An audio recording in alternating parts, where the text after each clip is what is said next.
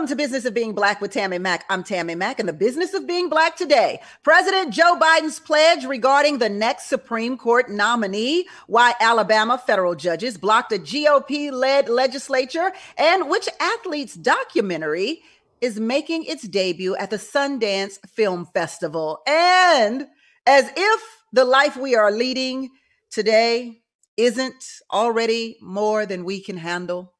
How about living for an eternity? Yeah, let's get down to business. The business of being black, our political and trending highlights of the week. Please welcome my Friday co-host, the co-founder of the Anti-Racism Kentucky Coalition, Dr. OJ Oleka is here. Hi, Dr. OJ. Hey, Tammi Mack. Activist and radio personality, Dominique DePrima. Hi, Dominique. Hi, Tammi Mack. Political analyst Ed Sanders is on board. Hi, Ed.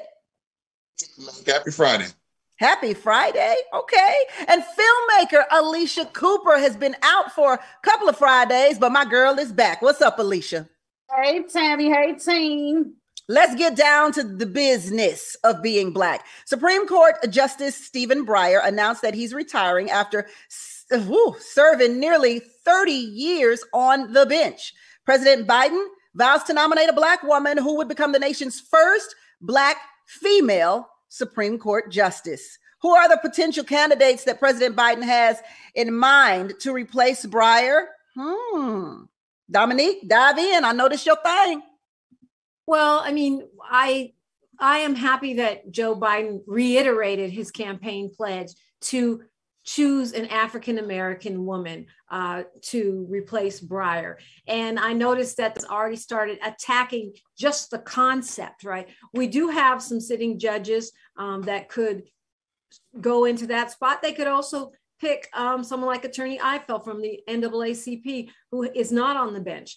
But already the conversation is about, why does it have to be a black woman? That they will automatically be too far to the left, too progressive. It's not, first of all, it's not up to the Republicans. It's not up to Mitch McConnell to pick the Supreme Court justice. That's the president's job. And secondly, I love the way they're teeing this up. I feel like it's already an excuse so they can do what they did to Merrick Garland, so they can try to make it to where Joe Biden doesn't get a pick at all and stop him from energizing his base by choosing an African-American woman, a well-qualified African-American woman. Do you think, Ed, that they could stop President Biden from choosing a Supreme Court justice at all? I think we know that that would be their plan, right? And when it comes to it, I think what Dominique is laying out is right. You're hearing this initial conversation around how you can, limit the nomination process to an African-American woman. And that's actually irrelevant. The president has the opportunity to nominate who he wants. Whether she's an African-American woman, I'm actually interested in looking how that plays out in the confirmation process. And I think what you'll see is sort of these innuendos and these questions that actually get to the point of, can an African-American woman, be on the high court? Will they love the country well enough to respect it? That's the notion that Republicans are going to put forward. And what I love about this is, in the end game, as the nomination comes forward, what you're going to see is that black women actually are going to save this country from itself. And I look forward to the nomination passing. Why, thank you for the compliment.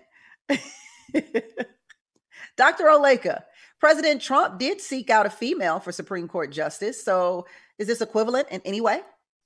He did, and so did President Reagan. I mean, look, I think it's fantastic, first off, that we will have a black woman on the court.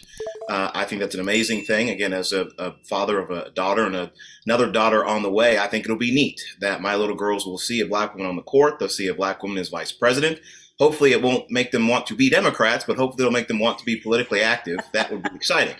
Now, that said, I don't like the fact that he announced it. I realize he announced it during the campaign. I think you just do it. You choose a black woman and let people see the success of black women outright without saying it up front. Now, I think what also will be interesting will be how this individual performs in the court in years to come. Eventually, presumably, Biden picks a young woman, relatively young compared to the other justices. So in 10, 15 years, this person will be writing either minority opinions or majority opinions, depending on the makeup of the court.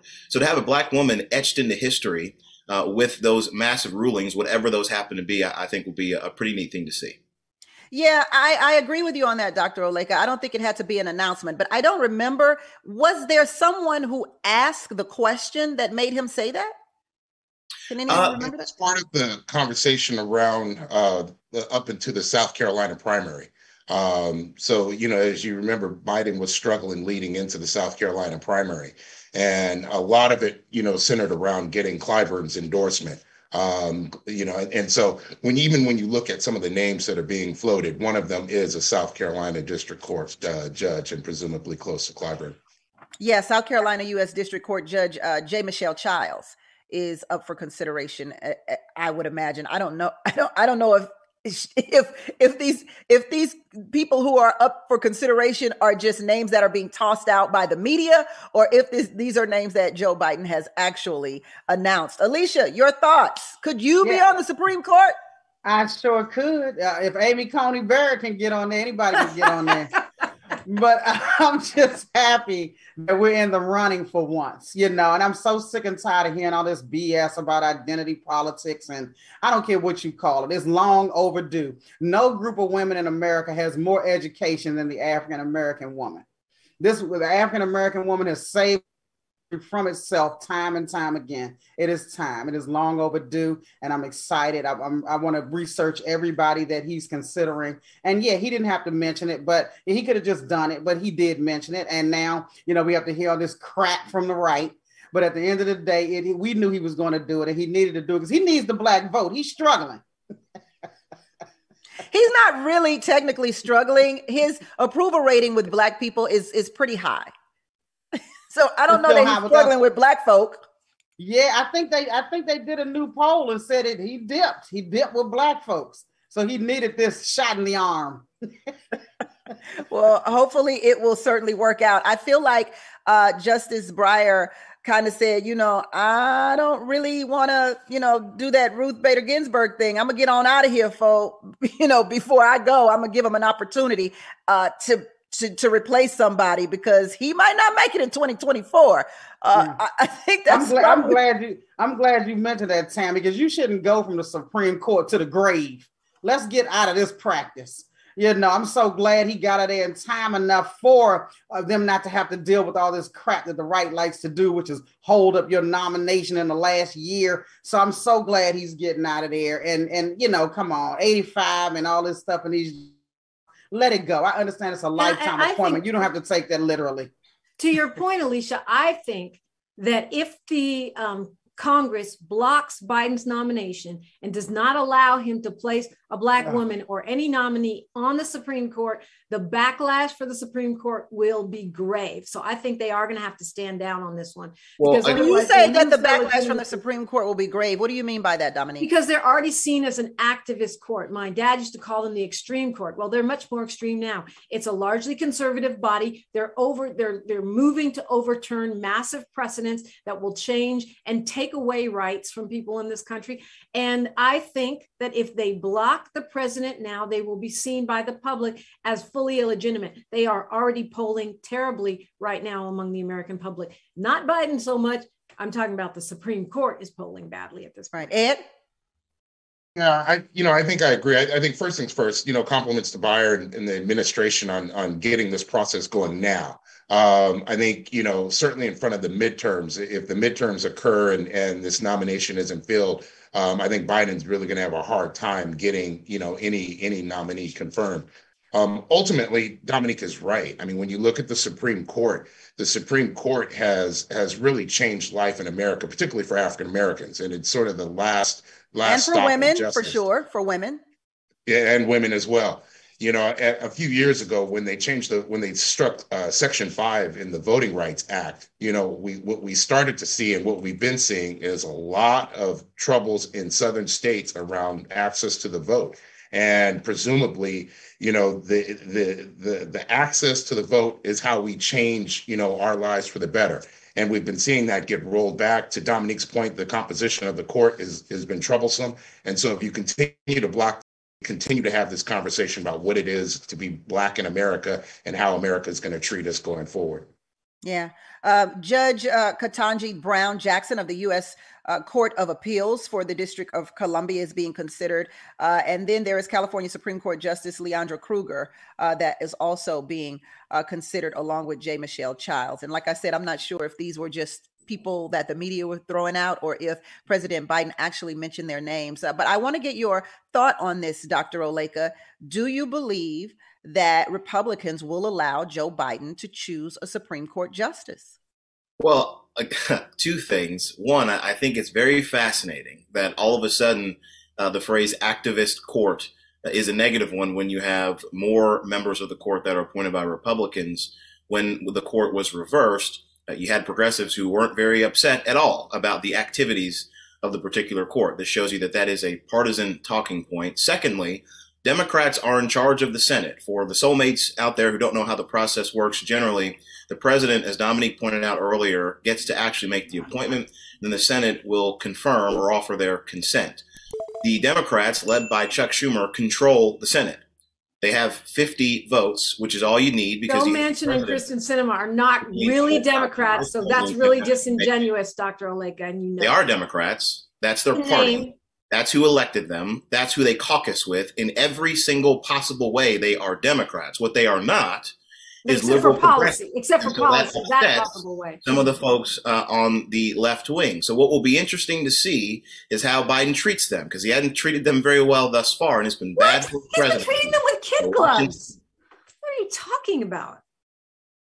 Welcome back to Business of Being Black with Tammi Mack. I'm Tammi Mack. And today, the business of being Black are the political and trending topics of the week. Monday, a federal panel of judges blocked Alabama's new congressional district map, saying that it violated the Voting Rights Act and that Black voters have less opportunity than other Alabamians to elect candidates of their choice. Does this blockage spark hope for Democrats? Ed? Hope. I don't know that I would say hope. This is exactly what you would expect the federal courts to do. And no surprise, we were teasing out, and we've talked about this on past shows, the number of times that we're seeing Republican-led efforts to restrict voting access. In Alabama, it's particularly evident on these congressional maps. Currently, Alabama has, I think, 1 Democrat congressional elected versus 6 Republicans. No coincidence that it's 1 African American that's representing the Democratic Party from the Alabama group. This is 40% Democrat. And so when you start to see how unbalanced the representation is, you can tell that how the maps are being drawn, it really is to disenfranchise not just African Americans, but Democrats in the state of Alabama. And so I'm glad to see that it's occurring, but this is something that should occur. This is why it's in place. Dr. Oleka? Well, let me first thank Ed for being so happy that the Trump-appointed federal bench led the way in making sure that this would be changed, because as we should all note, the people who are on the court, the 3 judges, are all Republicans. One was appointed by Bill Clinton. The other 2 were appointed by Donald J. Trump. So the activist court that's so bad for Black people did a very good thing in this case. Let us all remember that. The actual map that was put forward by the Republican legislature in Alabama was virtually the same map as it's been since the 90s. The thing is, the people have changed. As Ed pointed out, there is a higher percentage now of Black folks than there were in 1992. So I think this is probably the right decision. I haven't looked at the maps, but ideally you want to have them be as compact as possible. I think this will likely go to the Supreme Court, which will be interesting to see how they rule and what they rule on. Is it a technicality? Is it based on Section 2 of the Voting Rights Act? We shall see, but this is certainly one to watch. Well, then I hope your comment about Trump's appointed court ages well once it gets to the Supreme Court. Dominique?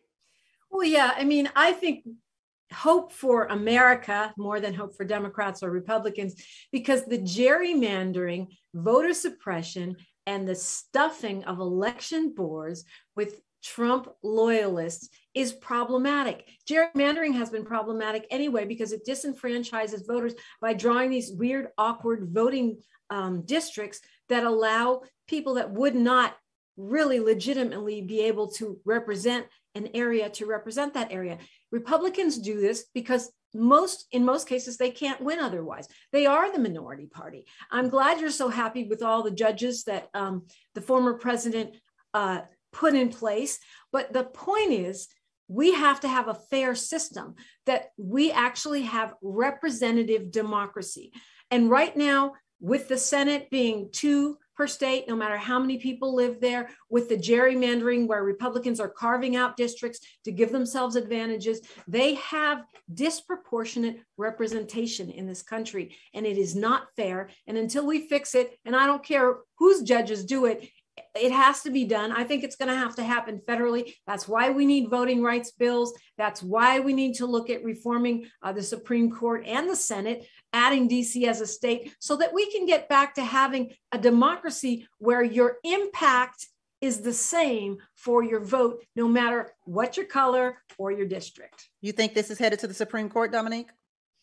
I mean, I don't know. I honestly, I don't have enough information about it to make a prediction based on that. But I do think our country is headed for a reckoning around what is representative democracy really mean, and how do we stop Republicans from hijacking our democracy so that they can continue to rule even though they are in the minority and will continue to become a smaller and smaller portion of our electorate.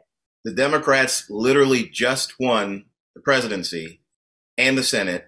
Oh, he admits it. Oh, he admits somehow, it. Voting is a big issue. It is remarkable to me how the Democrats say that voting is under attack and people can't vote. And we've had record amounts of voting in the last 2 elections. We had the last election. We have to honestly say, does the last election really count in terms of an accurate portion? We were all at home. We were in the midst of a pandemic. This was the first time that that the entire United States has voted by mail. So there were a lot of differences that hanged in the balance when it came to this term of elections. Wouldn't you agree, Dominique? Well, yeah, there were a lot of differences. And also there's the fact that, I mean, we can go back to the election of the last president who lost the popular vote, right? And so when you get to a situation where you have this problem where people are losing the popular vote and where there is not a fair representation for the people of the United States and their impact on governance, that's a problem. I don't care how you spin it, Dr. Oleka. I don't care how you can say, wow, we won the Senate, but we should be easily passing Build Back Better. If DC was a state, if Puerto Rico had statehood, we wouldn't be having these problems. We would already have Build Back Better. We would already have the John Lewis voting rights bill, and we would already have police reform. And that's how it should be, because that is the will of the American people. But it is not the will of the American people. No, it's not the will of the filibuster and the disproportionate Senate and the Electoral College. It is the will of the actual people. Dr. Oleka, you say no.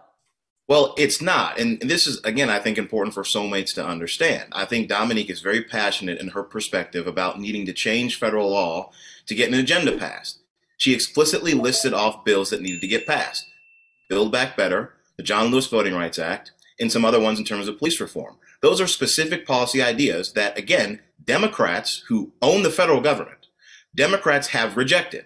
So now you have bipartisan opposition to these specific bills. Dominique's solution, along with other liberals and progressives, is just to simply change the rules. This is not what the American people want. This is why we have a divided government, so that things can slow down.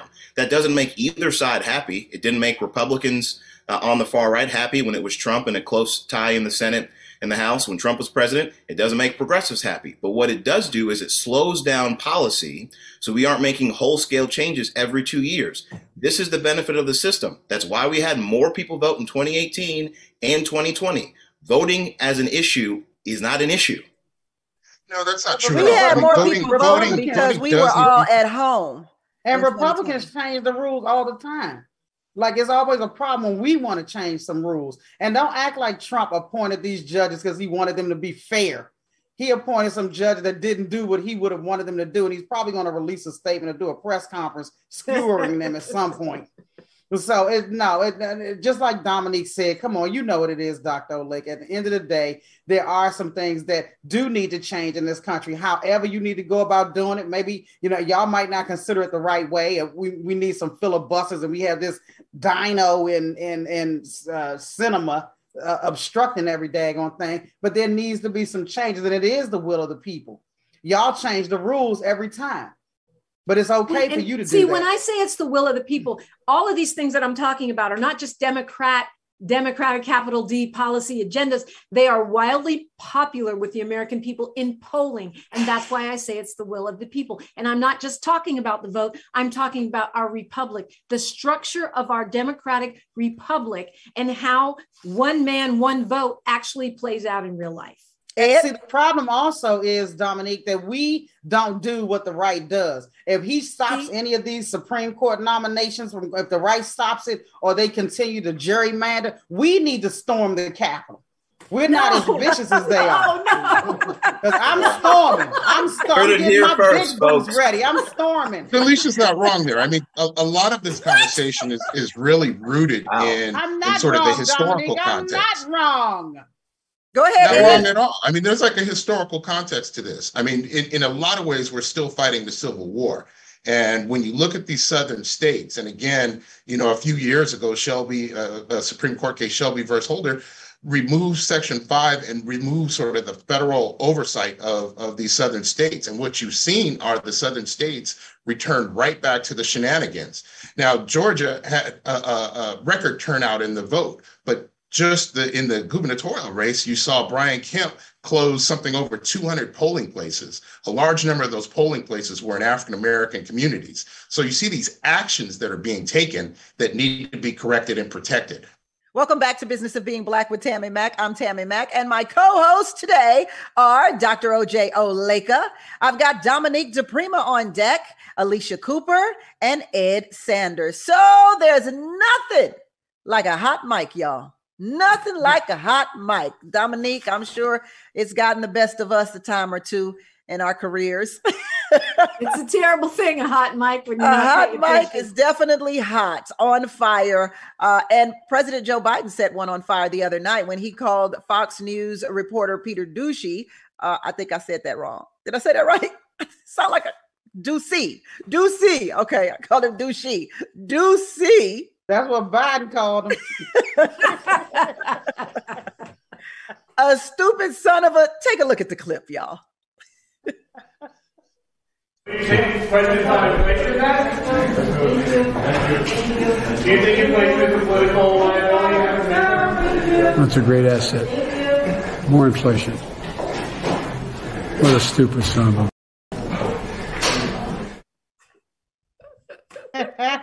He since apologized. How do we feel about this? Dr. Oleka, I'll go to you first. Well, I mean, look, I am actually one of those people who appreciate the way that Ducey responded to this. He didn't make a big deal out of it. He is a reporter from Fox News. He asks questions that audience loves to hear him ask. So there's clearly an adversarial relationship there. But again, I got to point out, had this been reversed, when it in fact was reversed. It was reversed. When it was reversed. People made a big deal about it and said, oh, the president is destroying norms. Oh, Donald Trump is ruining the relationship with the press. Oh, it's terrible. And yet you have these same press talking heads say, oh, well, Joe Biden's just telling it like it is. Joe Biden is just saying what needs to be said. Oh, Joe Biden is just doing the right thing. All I ask for is consistency across the board. If it's bad when Trump does it, it should be bad when Biden does it. Period. Well, I think the problem with the consistency, though, Dr. Oleka, is that what's good for the goose is never good for the gander when the goose is the gander and the gander is the goose. I hope y'all understand what I just said.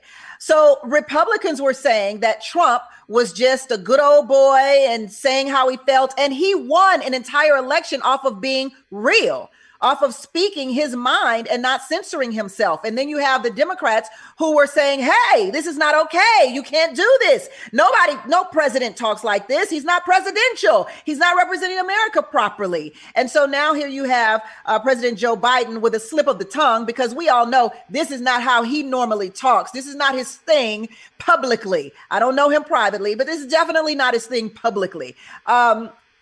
And you have the Republicans coming out saying, President Biden called him a sonza, and then the Democrats are like, hey, look, he said what needed to be said. Let's move on. Alicia?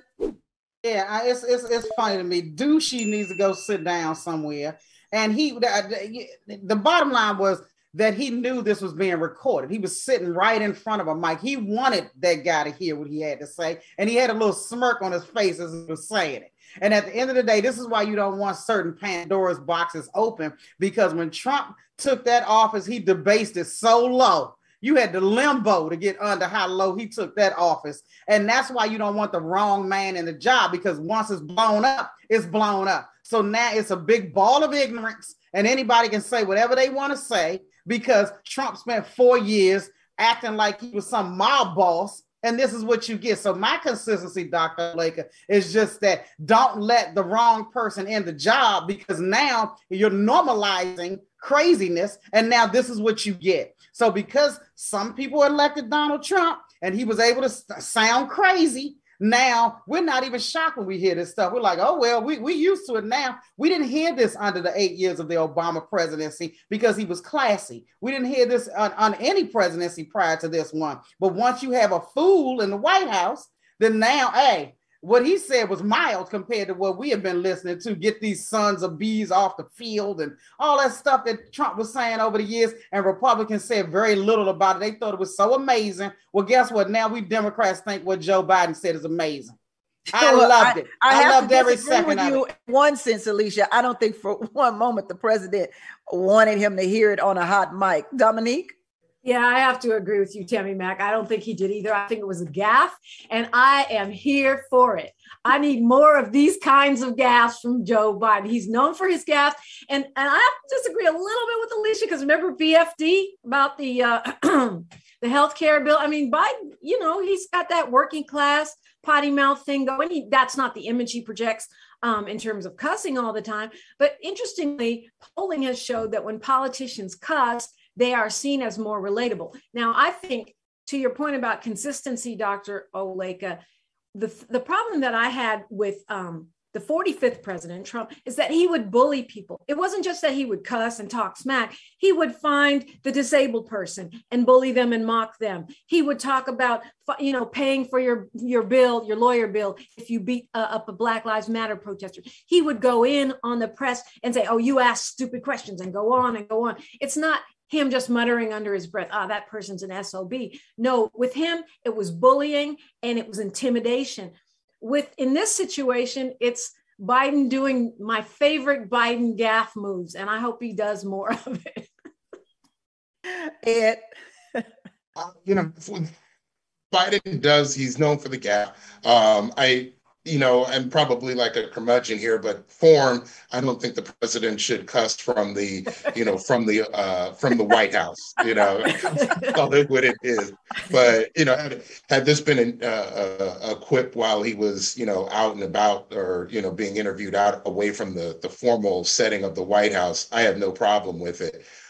In the end game, what I do have a problem with is Biden actually taking the time to go and apologize to the reporter. You said what you said, be fine with it. The fact of the matter is it was a stupid question, and if instead of apologizing to him, take the time to highlight why it's a stupid question, because this guy talks to half the country every day on Fox News, and he's feeding them these stupid bylines and these silly stories. Take the moment to discredit what these questions that he continually asks. You're not the first person to call him out. I think Senator McCain called him out a few years ago in a clip as well. So, I have problems with Biden making this guy sort of a martyr to the right.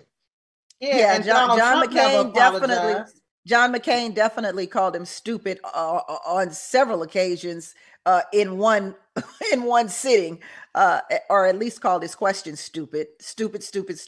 What a stupid question. He just missed, the B word. That's all. Alicia, go ahead. Yeah, and Donald Trump never apologized. I wish he had just kept it, saying it with his whole chest. And like Ed just said, just explain why it was stupid and move on. When you start apologizing for stuff that you were in the right for, it makes you look weak. And we just don't have time for that. He said what he said, and he should have done the Nene Leakes and said, I said what I said, and this is the reason why I said it. He need to watch more Real Housewives of Atlanta. This is why we need a Black woman on the Supreme Court. Alicia did say she could do it. I can do it. So according to The Sun, the Alcor Life Extension Foundation cryonics lab in Scottsdale, Arizona, speaking of John McCain, is keeping the heads and bodies of 200 people frozen in hopes that they will someday be brought back to life through advanced scientific technology. So for about $200,000, the company will freeze a dead body, and for $80,000, you can have just your head frozen. Clients typically pay by signing over their life insurance policies. I just wonder, like, my whole thing about this is, what happens when you come back to life? Do you get your old job back? Do you get your, can I have my old man back? You know what? How do I function in this new world, Dr. Oleka? Well, I don't think you do come back to life. I think that this is probably a silly way for people to make money off life insurance policies. However, in this world that we're living in, let's say this can come true. This would be, I think, an interesting reality TV show. Can you imagine what that would be like to come back 100 years from now, see what the world is like you said, what kind of jobs you have. Ed, you mentioned the Real Housewives of Atlanta. Perhaps this is the Real Housewives of the 20th century, I guess, in 2022. It'd be an interesting show to watch, to be sure. Do you get to go back to your old house? Like, how does this work? I'm just curious, Ed. Just a head. Did they just put it on a little stand and you just sit and watch TV all day? I mean, yeah, I guess you'd have to have a donor body. But I mean, well, they building bodies all day now. Yeah, that's true. You have, that's true. You be a black head with a white body. This whole thing is messed up. And when you chop a head off, aren't you severing tendons? Like, how's this going to work? Well, I guess you're assuming they would have had it figured out so you could have your head and a Brazilian butt lift and some prosthetic. But I mean, everyone you know would presumably be dead. Your old job would probably be irrelevant or gone. That's why I say, like, the adjustment that you would have to make to whatever the new realities are, not to mention the new body and the new booty, is just a lot. That's not something I would want to do. Freeze my head. I feel a new Netflix series coming on. Yeah, if you thought that Tiger Netflix series was something, if you thought Squid Games was something, wait until you see this, the headless people. Welcome back to Business of Being Black with Tammi Mack. I'm Tammi Mack. 7-time Major League Baseball MVP and arguably the greatest hitter in the history of the sport, Barry Bonds, has been shut out of the Baseball Hall of Fame as this year marked his 10th and final year of eligibility. What reason could the committee have for not inducting Barry Bonds? Ed? I mean, the Hall of Fame in baseball is writers. I think if you poll former ball players and true fans, Barry Bonds, Roger Clemens for that matter, would easily be in the Hall of Fame. You cannot tell the story of baseball without them. I've always had a problem with sports writers determining like who are the all-stars, who are, and sort of writing this narrative of who we should be honoring. Baseball has always had sort of this clause of sort of moral conduct as well. And, in the end game, hopefully I think he has one more opportunity as the years pass on to get in. But if he doesn't get in, if Pete Rose doesn't get in, if Roger Clemens doesn't get in, the Hall of Fame is just missing, top 10 players of all time. Dr. Oleka? Yeah, it's going to be really weird to try to tell the story of baseball and the Baseball Hall of Fame, and you don't have someone like Barry Bonds in it. I think, to answer your question, the reason is steroids. The idea is that because Barry Bonds allegedly, or if it's proven, I'm not sure, did steroids while he was hitting all them home runs, that's a problem. But the thing is, I mean, steroids doesn't improve your hand-eye coordination. It doesn't improve necessarily the type of longevity to understand the sport, to have the smarts to play. Baseball is a very cerebral game. And so to leave somebody out like Barry Bonds, I think, does make it kind of odd to tell the story. And it does cheapen the Hall of Fame. But now you do have someone like Pete Rose, like Barry Bonds, and some of the others who just aren't in. So hopefully they'll make the change because I think he's got to be in there. Yeah, it does seem weird to me that Pete Rose isn't in the Hall of Fame. They won't let him in. It's just, it really does diminish what the Hall of Fame is. It's like not having Babe Ruth in it or Jackie Robinson. It's just a little weird. Alicia? Yeah, I don't know a whole lot about baseball and how it shakes down, but I do feel like if you have the writers making a determination, like who are these writers, just like with the Oscars, who's on the nominating committee for the Oscars. I think it all comes down to who the individuals are, and they can put him in and just put an asterisk beside his name. But when you start using words like arbitrary and discretionary, yeah, sometimes a Black person might get left out. So he has one more if shot. Anything like is discretionary, you can best believe. Ooh, wee! I got experiences with them words. So, Dominique, let me ask this then. Do you think that after Barry Bonds dies or after Pete Rose dies, they will be honored with that? Well, I don't know, because like Ed said, it is writers and it is politics. And I do think that Dr. Oleka's right. They are saying it is because of alleged steroid use. Bonds admitted to using steroids by accident, saying that his trainer put some cream on him and he didn't know. But the fact of the matter is, we don't know which players that are in the Hall of Fame use steroids and which didn't. We don't know that. We know that baseball looked the other way during Bond's era, when a lot of guys were using or allegedly using. So I think Mark McGwire was on that list. I don't think he's in the Hall of Fame either, or Jose Canseco, or a lot of these guys. But to me, the thing is, as a Bay Area media person, I know that Bonds was not popular. The press did not like him. They didn't like his attitude. And I think there is an element of retaliation coming from some of these writers. And I don't think that's fair. Maybe other baseball players should be the ones who decide who goes in the Hall of Fame. Yeah. I do think that maybe other baseball should be able to decide that, other baseball players. And I think that what happens is, as we get rid of the old people and old traditions, I don't mean to, kill anybody off, but I'm saying, as we get rid of those old traditions and the way it used to be, I think that we have a generation today that is looking back at the wrongs that America has done and making them right the best of their ability. And that has been reckoned with on several occasions. So hopefully Barry Bonds will be one of those instances. Hopefully Pete Rose will be one of those instances in the near future. That's for sure. Let's see, where will we go now? Oh, yeah. I will stay on sports. How about that? A documentary about the life of Sha'Carri Richardson titled Sub 11 Seconds is premiering at the Sundance Film Festival this year. The documentary is executive produced by the late Virgil Abloh and focuses on her journey to mastering the 100-meter dash. It is described as a rumination on time, loss, and hope. We've got a clip. Let's take a look. Is my blessing and my curse.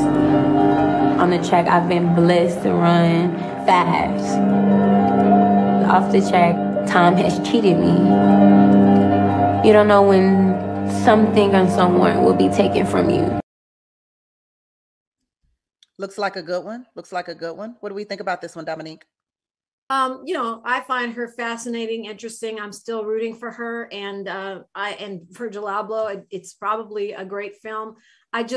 I wonder if all the attention on her and all the controversy is hampering her as an athlete. Yeah, I'm with you on that. I think it's very difficult, especially when you're in your 20s. It's very difficult to navigate through all of that and focus. It's hard to keep your eyes ahead. And it's interesting because she's a track star. She's a runner. She's a track star. And so you would seem that she would be able to focus on what's in front of her and not look back and look around. But I just think when you're young, it's hard. It's like she blew up before she had the accomplishments. Yeah, it's hard. To get the medals first and then have the accolades. Yeah, it's hard to cancel the noise. And you don't know that when you're up, and when you're down, you're down. Like, you don't have the fortuity or the fortitude to know that, the compliments are bad and the letdown, the people dogging you out, the criticism is bad. They both hinder you to no end. And you have to find a good balance between the two of those. Alicia? Yeah, and I mean, she's such a young lady, and as we all know, the frontal lobe isn't even fully developed till you're 25. So she's still growing, learning, maturing. She has so much more life to live. Of course, track, you can't do that forever, but I will watch this documentary. I love documentaries anyway, but what people need to do when they're in something that has very high stakes, look on the list, see what's on that list. Weed was on the list, alcohol was not. So get you some wine. We got to make some other choices. You trying to turn into an alcoholic now? Wait, what are you doing here? It's not on the list. It's not on the list. Get drunk and get an Uber. Dr. Oleka, do we like this documentary on Sha'Carri Richardson? Is it too soon for her to have a documentary? Well, that's exactly what I was going to say, Tammi Mack. I think it is too soon. I think to the point that everyone has already made, she's young. And we saw that there have been some missteps. And let's say she doesn't return to form. Then you kind of wonder what the purpose of doing a documentary on her was all about. Now, I mean, look, obviously she's dealt with a lot. She's had fame at a young age and had a lot of tragedy happen. There are a number of people to whom that has happened. And I think the documentary could even be more powerful if you wait and see what she becomes and how she deals with it over time. Grief is a challenging thing, especially if you lost a parent. I lost a parent, my dad, some years ago. It's something that you go through over time, especially when you're young. So to take advantage of this now, I think might be a challenge. Also, secondarily, because she's young, I don't know what deal was constructed. I hope, though, that if there's a movie about her, a documentary, that she is going to receive significant compensation. Because, again, this was something made about her when she's young, striking when the iron's hot. I hope she certainly takes advantage of that financially. Yeah, I oftentimes, when people come to me and tell me they're doing documentaries, they're like, yeah, I'll be done with it in about a year or so. And I'm like, I think people forget what even the term documentary means. It means that you're documenting something. And in order to document it, it has to happen, right? We've only documented one race that she has, and then another race that she won and one that she lost. And I guess it's nice to see what she had to go through in that space and in that time and in that experience. But I think we can all agree that will not be the end of Sha'Carri Richardson's experiences when it comes to the track or when it comes to life, Ed. I think the timing of this is off. I mean, she is an Olympic class sprinter, and to your point about striking when the iron is hot, this should be released, in front of the next Olympics, and that assumes that she returns to form and is ready to sort of have a triumphant, return at the next Olympics, where hopefully she medals and it returns to form. Without that, it loses a lot of context for me. I agree with OJ in that, grief is a very difficult thing to do. I hope the documentary really isn't about excusing the use of weed, knowing that it was on the list, to Alicia's point. So I don't know. I'll watch it, but I thought it should be released in a couple more years right in front of the Olympics.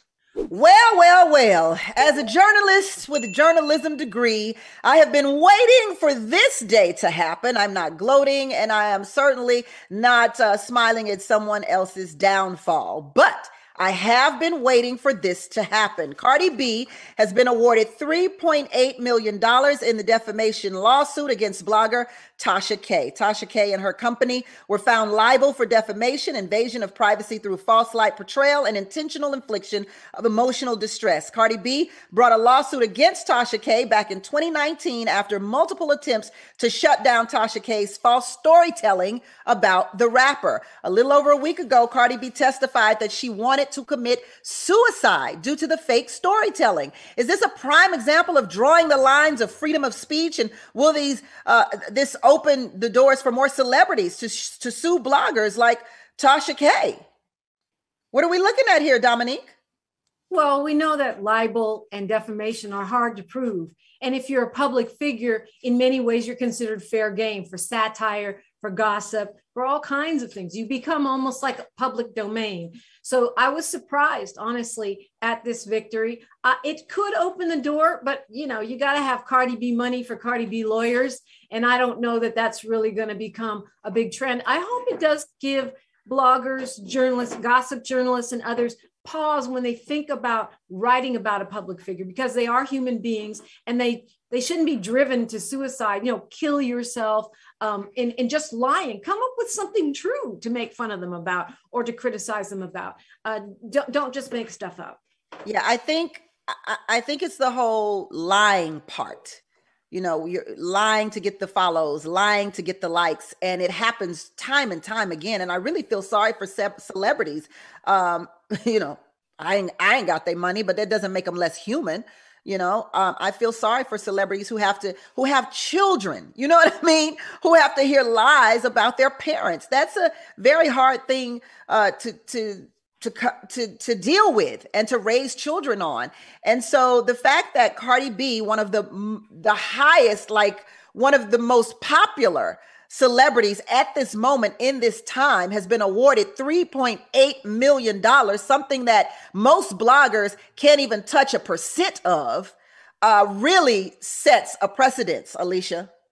Yeah, I mean, and wow, I mean, most people cannot afford 4 years of litigation.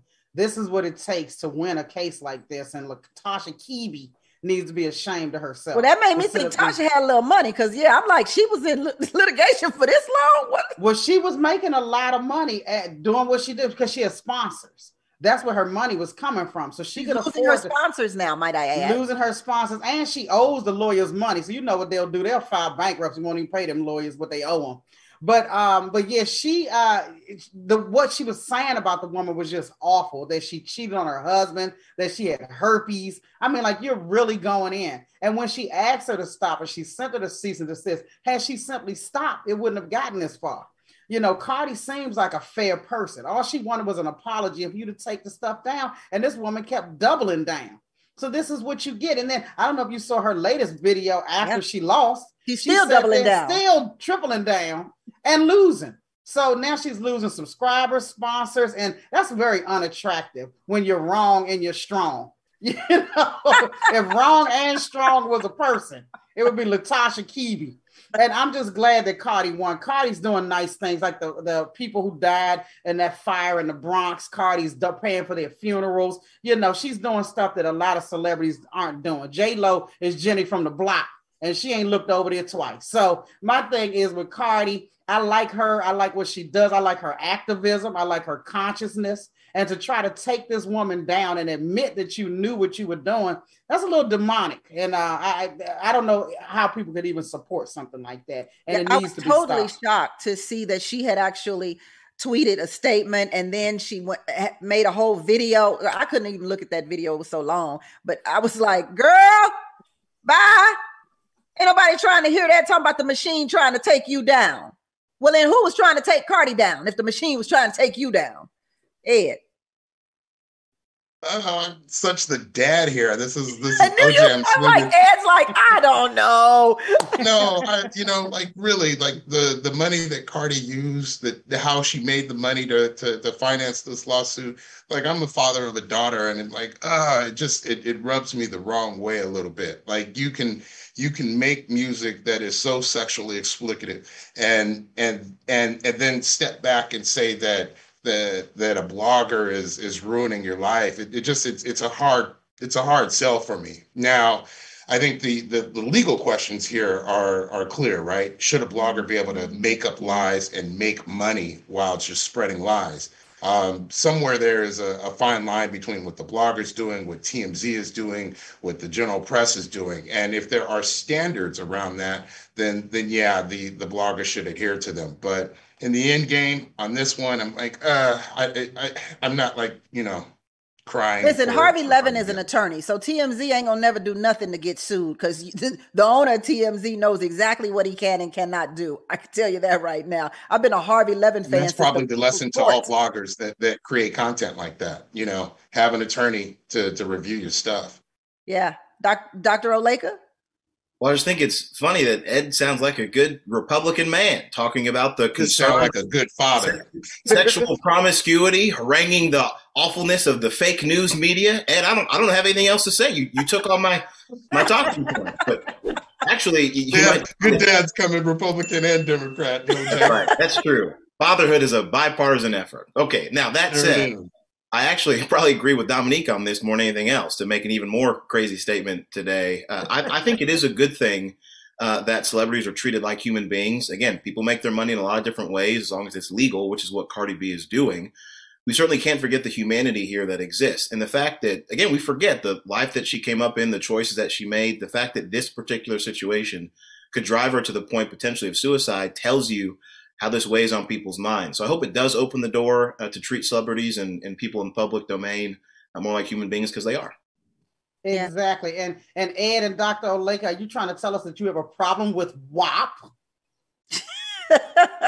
I don't know what that is, Alicia. I have a problem when my daughter opens up YouTube and it's on. Not in real life, they don't. Just when it comes to their daughters. I get it. Thank you so much. You could get some chicken. You could get some so dry. Dr. Oleka. Thank you, Ed Sanders, Alicia Cooper, and thank you, Dominique DePrima. All right, TGIF is up next with Claudia Jordan. That's it for Business of Being Black with Tammi Mack on Fox Soul.